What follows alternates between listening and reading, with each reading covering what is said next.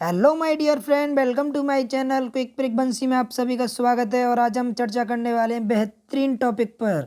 हाँ जी हाँ, नेपाल के बारे में हम आज अद्भुत बातें जानेंगे और ये भी जानने की कोशिश करेंगे कि नेपाल में राजतंत्र और लोकतंत्र कैसे कैसे स्थापित हुआ और किस शासक ने नेपाल की सीमा में विस्तार किया था और किस युद्ध के कारण वो सीमा उसको छोड़नी पड़ी। हाँ जी हाँ, उसके बारे में पूरी तरीक़ा से आप चर्चा करेंगे। इससे पहले अगर आपने मेरा यूट्यूब चैनल सब्सक्राइब नहीं किया तो मेरे यूट्यूब चैनल को ज़रूर सब्सक्राइब करें और बेल आइकन को ज़रूर प्रेस करें ताकि आपको आने वाली वीडियो की नोटिफिकेशन सबसे पहले प्राप्त हो।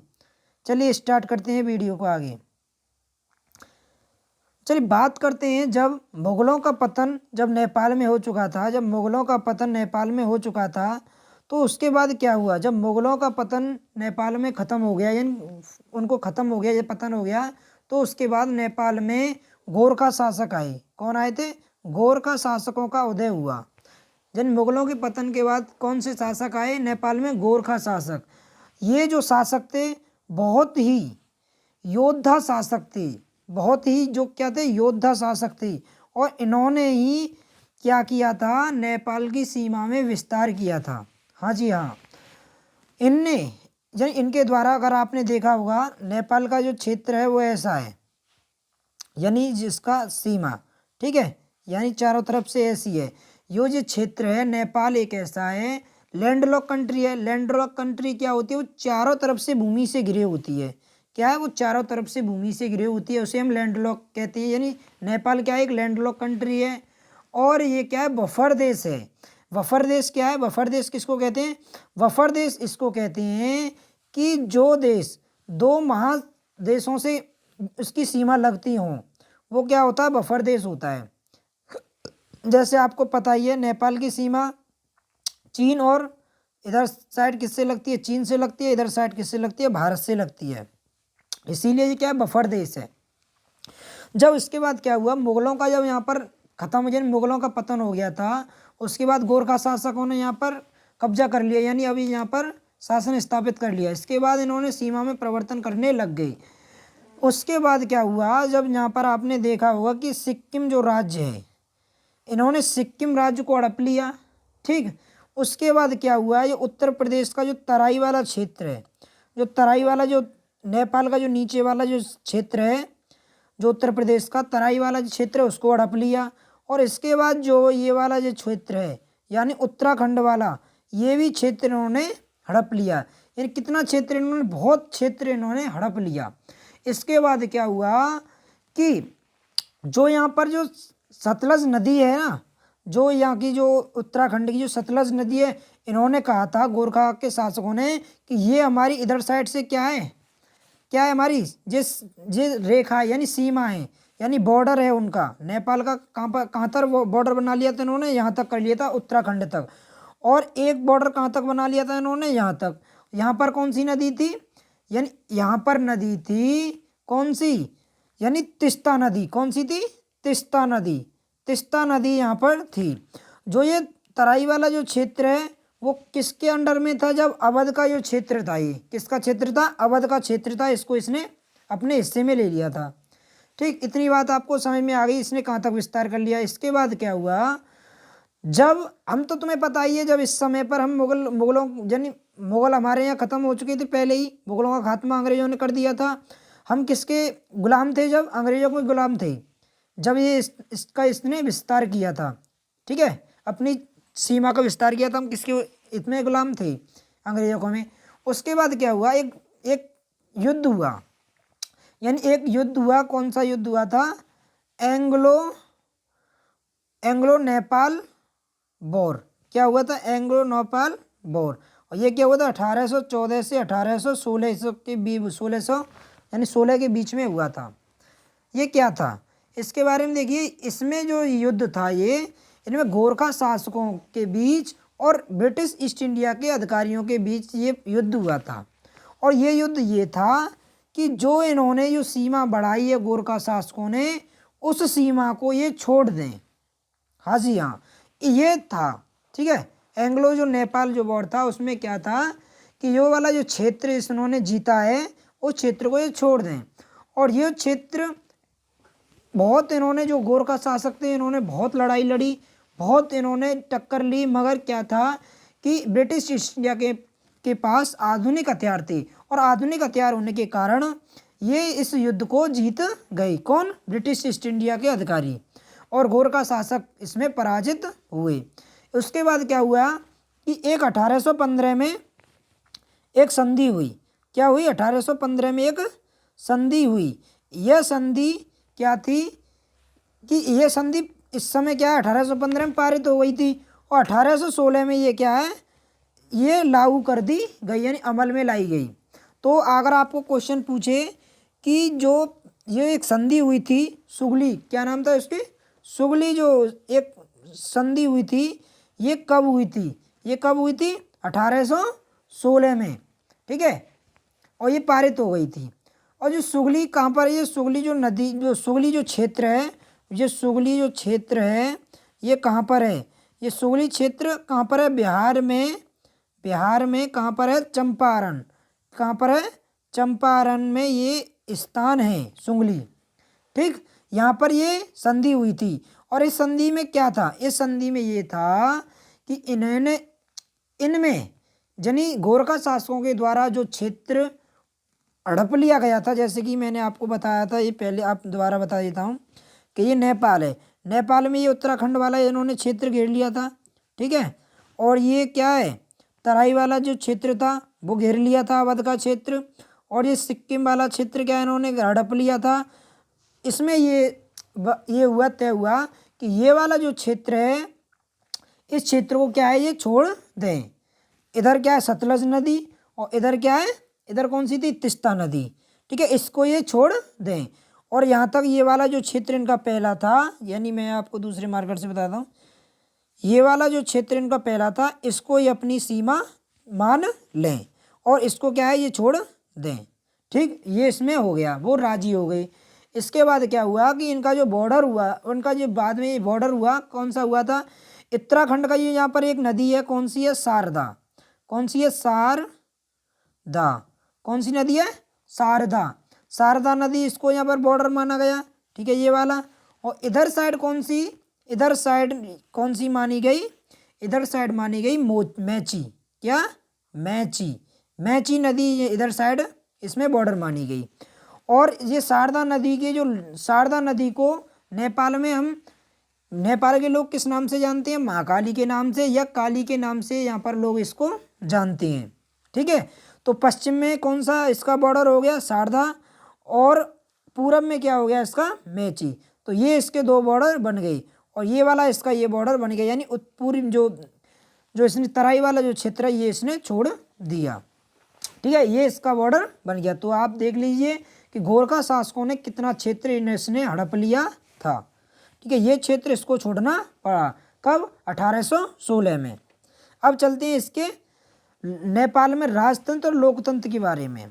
अब हम इसके अगर अतीत में पहुँचें, अगर हम इसके अतीत में पहुँचें तो ये एक हिंदू राज्य था, क्योंकि ये भारत में पड़ोसी देश था और यहाँ पर हिंदू बहुत ज़्यादा रहते थे, ठीक है, और आज भी हैं। फिर ये आधुनिक काल में, आज के समय में कई सालों तक संवैधानिक राजतंत्र रहा है यहाँ पर। और आज के समय तक यानी वर्तमान समय तक ये देखें, जब आधुनिक काल समय स्टार्ट हुआ तो यहाँ पर संवैधानिक यानी संविधान के अनुसार चलने वाला राजतंत्र है। यानी राजतंत्र तो है, यानी राजा का शासन तो है, मगर वो क्या है? संविधान के अनुसार चलता है, ठीक है, इसीलिए हमें संवैधानिक राजतंत्र कहते हैं। संवैधानिक राजतंत्र के दौर में नेपाल की राजनीतिक पार्टियां और आम जनता ज़्यादा खुले और उत्तरदायी शासन की आवाज़ उठाते हैं। यहाँ पर जो क्षेत्र, जो यहाँ पर ये शासन जो चलता है वो संवैधानिक राजतंत्र से चलता है, मगर यहाँ पर जो राजनीतिक जो पार्टियाँ हैं, पॉलिटिक्स जो पार्टी हैं और जो आम जनता है, वहाँ के मूल निवासी जो हैं, वहाँ की जो जनता है, वो क्या कहती है कि जो यहाँ का उत्तरदायी शासन है उसके खिलाफ ये क्या आवाज़ उठाती है। और क्या कहती है कि लेकिन राजा ने, जब ये आवाज़ उठाती है पॉलिटिक्स पार्टी हो या वहाँ की आम जनता हो, कहती है कि भाई शासन में ये सुधार होना चाहिए, वो होना चाहिए, तो राजा क्या करता है? राजा करता है कि सेना की सहायता से शासन पर पूरा नियंत्रण रख पाता है, यानी पूरा नियंत्रण कर लिया इसने शासन पर, यानी सेना के अनुसार भाई सेना से कुछ भी करा सकता है पूरे देश में, क्यों, ज़्यादा बड़ा तो देश है नहीं है, तो वो सेना के जरिए क्या वो शासन चला रहा है। और नेपाल में लोकतंत्र की राह अवरुद्ध हो गई है, यानी अब नेपाल की जो मांग थी नेपाल की लोगों की और पार्टी की कि यहाँ पर लोकतंत्र स्थापित होना चाहिए, अब वो क्या है, थम गया है। क्या हो गया है, थम गया है। इसके बाद एक मजबूत लोकतंत्र समर्थन आंदोलन की चपेट में आकर राजा ने 1990 में, कब, 1990 में नए लोकतांत्रिक संविधान की मांग मान ली। अब क्या था कि इतने समय से तो ये क्या कर रहा था कि क्या कर रहा था, सेना की सहायता से यहाँ पर अपना शासन चला रहा था। उसके बाद क्या हुआ कि 1990 में जब लोग ज़्यादा उतारू हो गए, उतार चढ़ाव ज़्यादा हो गया, ज़्यादा दंगे फसाद होने लग गए, आंदोलन होने लग गए, तो राजा क्या है 1990 में इसने लोकतांत्रिक संविधान की मांग इसने मान ली और कहा कि नेपाल में लोकतांत्रिक सरकार का कार्यकाल बहुत छोटा और समस्याओं से भरा रहा है। यानी उस राजा ने कहा कि यहाँ पर क्या लोकतंत्र का जो समय है, जो पीरियड है, वो क्या बहुत कम रहा है और वो समस्याओं से भरा पड़ा रहा है। और 1990 के दशक में, यानी 1980 से लेके 1980 से लेके और 1990 तक के दशक में, यानी 10 साल का जो वो हो गया समय, नेपाल में माओवादी नेपाल के अनेक हिस्सों में अपना प्रभाव जमाने में कामयाब हुए थे। यानी इन 10 वर्षों में इस नेपाल में जो माओवादी जो थे उनका प्रभाव, अपना प्रभाव जमाने के लिए क्या हुए थे, सफलता इनको मिल गई थी। और राजा और सत्ताधारी अभिजन के खिलाफ सशस्त्र विद्रोह करना चाहते थे। ये क्या थे, जो माओवादी थे, इनने ही क्या है लोकतंत्र की बात रखी थी और इन्होंने क्या है कि राजा के खिलाफ और जो सत्ताधारी जो बैठे हैं उनके खिलाफ इन्होंने क्या है आवाज़ उठाना स्टार्ट कर दिया। ठीक है, और क्या हुआ कि इस वजह से राजा की और सेना और माओवादी गोरिल्लों के बीच हिंसक लड़ाई छिड़ गई। यानी माओवादी गोरिल्लो किसे कहते हैं, जो माओवादी जो थे, ठीक है, और जो सेना, जो राजा की सेना, यानी राजा का सैनिक जो सेना जो थी उसमें, और माओवादियों की जो गोरिल्ला जो समूह था उसमें क्या है लड़ाई होने स्टार्ट हो गई, यानी हिंसक लड़ाई हो गई। और कुछ समय तक राजा की सेना, लोकतंत्र समर्थकों और माओवादियों के बीच क्या है त्रिकोणीय संघर्ष हुआ। ठीक है, इनमें बहुत संघर्ष हुआ। और 2002 में राजा ने संसद को भंग कर दिया। कब किया, राजा ने 2002 में संसद को भंग कर दिया। ठीक है, 1990 में क्या है इसने अमल कर दिया, मान लिया था। ठीक है, और उसके बाद क्या हुआ, इसने दोबारा 2002 में क्या है संसद को भंग कर दिया, सरकार को गिरा दिया, फिर इसने शासन क्या है अपने हाथ में ले लिया। इस तरह नेपाल में जो भी थोड़ा बहुत लोकतंत्र था उसे राजा ने खत्म कर दिया। जो थोड़ा बहुत इसने लोकतंत्र 1990 के बाद स्वीकार किया था वो भी क्या इसने खत्म कर दिया। अब बात आई अप्रैल 2006 में, यहाँ देशव्यापी लोकतांत्रिक समर्थक प्रदर्शन हुए। उसके बाद क्या इसने, जब 2002 में क्या हुआ, जब संसद भंग कर दी तो इसने अपने हाथ में क्या है शासन ले लिया। इसके बाद क्या हुआ कि अप्रैल 2006 में यहाँ जो नेपाल में देशव्यापी पूरे देश में लोकतंत्र समर्थन प्रदर्शन हुए, यानी विद्रोह हुए, आंदोलन हुए, सत्याग्रह हुए।